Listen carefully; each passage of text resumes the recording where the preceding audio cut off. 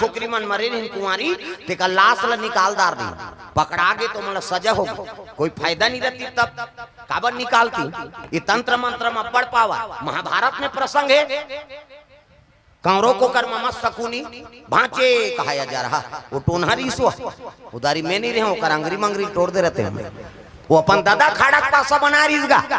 अपन दादा मरी तेकर हाड़ा पासा 18 कहे तट्ठा दुआरे कहे दुआ तियारे कहे तिया नानमुन बात है भगवान कन्हैया रीते पांचों पांडव मन हार गए भगवान साथ में रीते नहीं सकी नानमुन और टोनहाए होगा तागा हाउ ये आदमी हाड़ा बड़ कीमती है।